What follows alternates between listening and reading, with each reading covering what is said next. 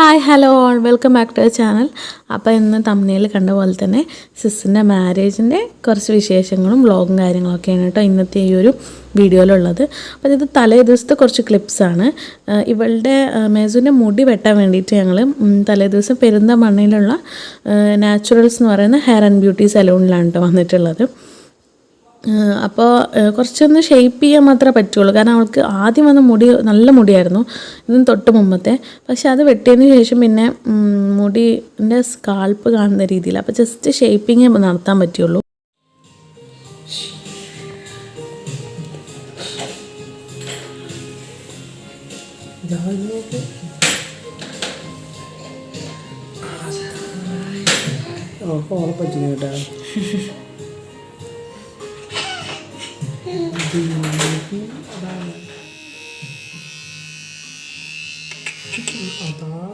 മേസു ഇങ്ങോട്ടൊക്കെ ഇവിടെ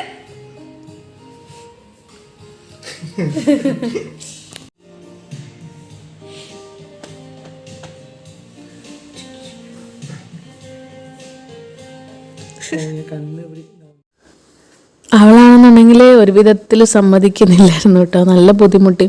വേറൊരു ട്രിമ്മറൊക്കെ ഓൺ ചെയ്ത് ചോക്ലേറ്റ് തരാമെന്നൊക്കെ പറഞ്ഞ് ഞാനിപ്പുറത്ത് കുറച്ച് നേരം വീഡിയോ ഒക്കെ വെച്ചായിരുന്നു. അങ്ങനെയൊക്കെയാണ് അതൊന്ന് കംപ്ലീറ്റ് ആക്കിയത് കേട്ടോ. നല്ല ബുദ്ധിമുട്ടി. അവൾക്ക് ആ ശബ്ദം കേൾക്കുമ്പോൾ അവൾ അങ്ങോട്ട് നോക്കുകയാണ്. പിന്നെ ഇതേപോലെ ഇങ്ങനെ പിടിച്ചു നിർത്താൻ നല്ല പാടാണ്. അപ്പം ഇത് കഴിഞ്ഞിട്ട് വേണം ഇന്ന് സിസ്സിൻ്റെ ഹസ്ബൻഡിൻ്റെ അവിടെ ഉള്ളവരും തലേ ദിവസം കൂട്ടിക്കൊണ്ടുപോകാമെന്നായിരുന്നു പറഞ്ഞിരുന്നത്. അപ്പോൾ ഇത് കഴിഞ്ഞ് കഴിഞ്ഞാൽ അവരവിടെ എത്തിയിട്ടുണ്ടാവും. അപ്പോൾ അപ്പോഴത്തേക്കും പോകാനുള്ള തയ്യാറെടുപ്പിൽ വേഗം മുടി വെട്ടി അങ്ങ് വരികയായിരുന്നു കേട്ടോ ചെയ്തത്. അപ്പോൾ അങ്ങനെയായിരുന്നു ഒരു ഹെയർ വരുന്നത്.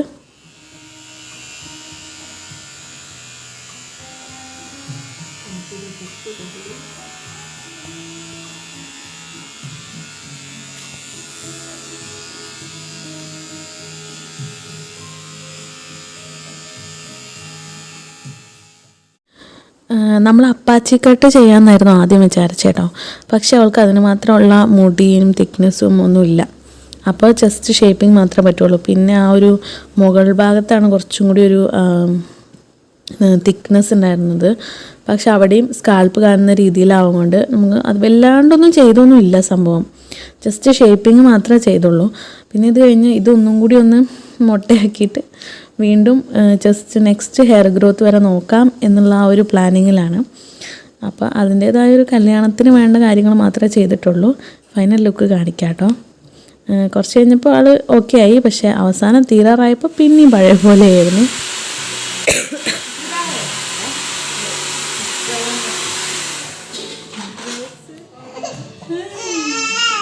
Good girl.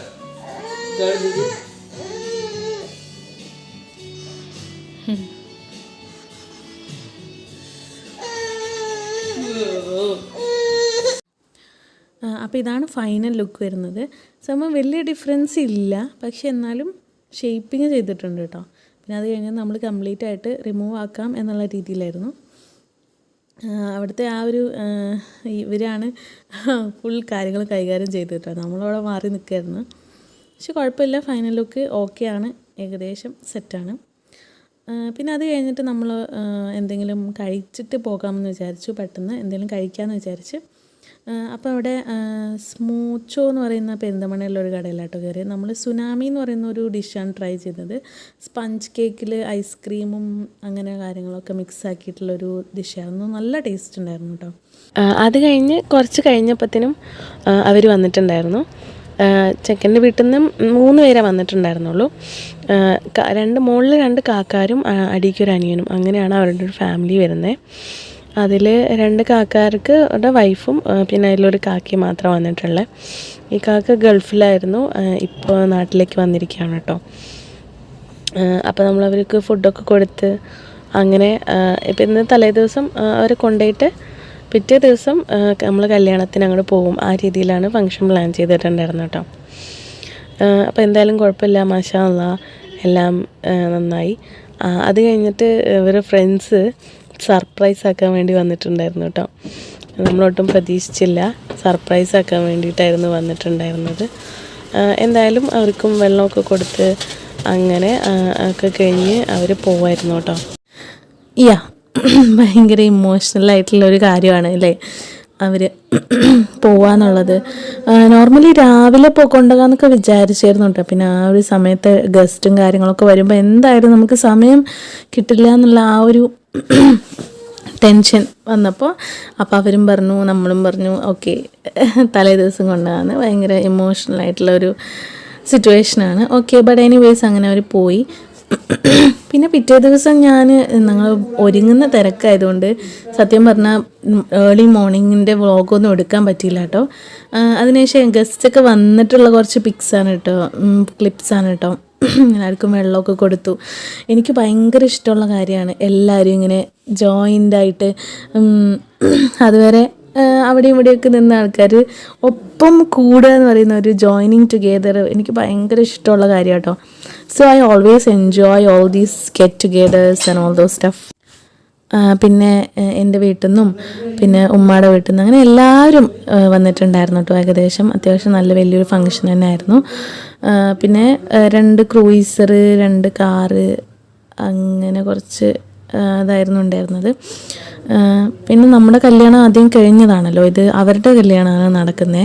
നമ്മുടെ കല്യാണത്തിന് വ്ളോഗൊന്നും എനിക്ക് എടുക്കാൻ പറ്റില്ല കേട്ടോ. ആ ടൈമിൽ ഞാൻ പനിയൊക്കെ പിടിച്ച് കിടക്കുമായിരുന്നു.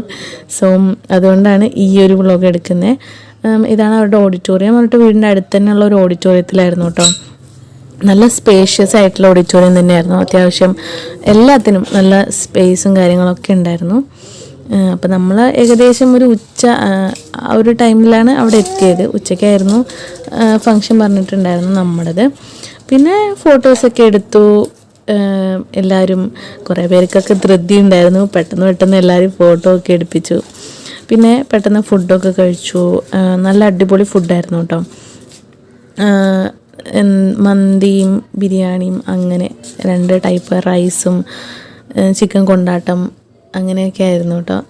നല്ല ടേസ്റ്റ് ഉണ്ടായിരുന്നു ഫുഡൊക്കെ. പിന്നെ ഞങ്ങളും ബ്രൈഡും ഗ്രൂമൊക്കെ ഒപ്പമായിരുന്നത്, ഏകദേശം ലാസ്റ്റ് ആയിരുന്നത്. പിന്നെ അങ്ങനെ ഒരു നല്ല ഡേ ആയിരുന്നു. പിന്നെ മഞ്ചലിൽ കൊണ്ടുവരൽ ഇതിന് ശേഷമായിരുന്നു ഉണ്ടായിരുന്നു.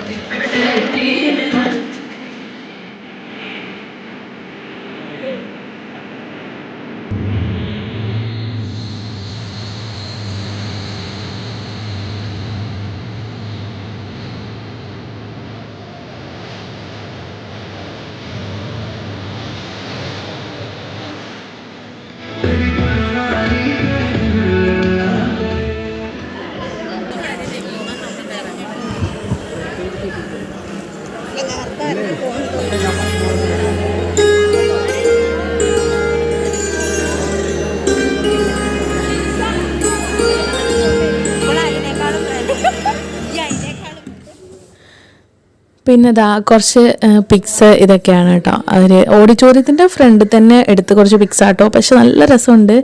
ഓഡിറ്റോറിയം നല്ല അടിപൊളിയായിട്ട് ഡെക്കറേറ്റ് ഒക്കെ ചെയ്തിട്ടുണ്ടായിരുന്നു. ആൻഡ് പിന്നെ കുറച്ച് കഴിഞ്ഞപ്പോൾ ഞങ്ങൾ പോവാമെന്ന് വിചാരിച്ചു. സോ പോകാനുള്ള വണ്ടിയൊക്കെ റെഡിയാക്കി പെട്ടെന്ന് എല്ലാവരും കൂടിയും അങ്ങനെ യാത്രയായി. പിന്നെ അവിടുന്ന് ഒന്നും എടുത്തില്ല. ഞാൻ ഭയങ്കര ഇമോഷണലായിരുന്നു അവിടുന്ന്. അത് കഴിഞ്ഞ് വീട്ടിൽ വന്നു കഴിഞ്ഞാൽ പിന്നെ ഈ ഗസ്റ്റൊക്കെ കൂടി കഴിഞ്ഞ് കഴിഞ്ഞാൽ അവരൊക്കെ പോകുമ്പോഴാണ് പിന്നെ അടുത്ത ഒരു സങ്കടം.